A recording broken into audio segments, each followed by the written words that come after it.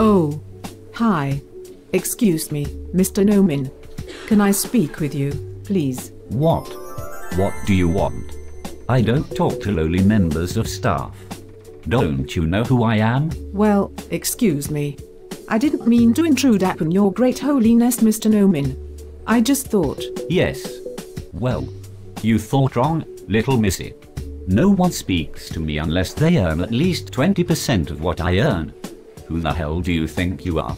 I don't like office girls approaching me with frivolous comments or messages. Actually, Mr. Nomin, I'm the office manager.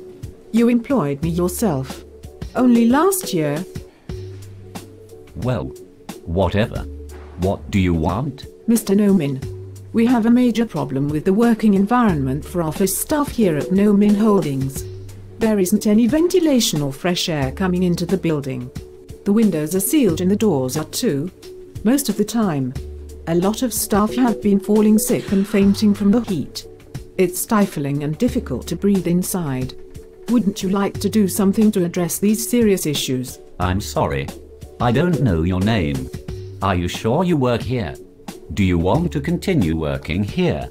If so, you may wish to reconsider these allegations you are making. What are you talking about? These are not allegations. They are simply facts that ought to be brought to the attention of senior management. And that is you, isn't it? Yes, I am senior management. I have no such issues in my office. The air conditioning works perfectly fine and my window opens onto a very nice park. My door can open. But I prefer it closed so I'm not annoyed by ungrateful staffers like you. I'm not ungrateful. We are effectively bonded workers and you know it. Gratitude has nothing to do with this. We have no choice but to work here, as you well know. This country has no unemployment benefits and you only pay us enough to live week to week. You also know only your office has air conditioning and a window that opens. Our windows look directly into the sun and across the busy highway. Well, if it's so difficult to work here, why don't you resign? You can work someplace else if my company treats you so bad. Mr. Nomin, what's wrong with you? Don't you care that your workers are almost dropping dead at their desks? That pregnant women who work here are being sick and fainting at their desks. And all the while working 12-hour days, 6 days a week, with no holidays. And no holiday pay anyway. And no sick pay. Because you don't allow the staff to take sick days. Nomin Holdings insists all staff come to work, sick or not. No matter what their circumstances. And no matter what else is going on in their lives. Who do you think you are talking to? I don't have to stay here and listen to this. I can fire you and listen to it from someone who earns more than you. Which isn't much. If you have time to complain about being sick and fainting, maybe I should give you more work to do. It sounds like you have too much free time on your hands. Well, I can say I didn't have time for lunch. Unlike you, it seems. Is that farting and belching coming from the $100 lunch you ate? Or from the $50 bottle of wine you had with...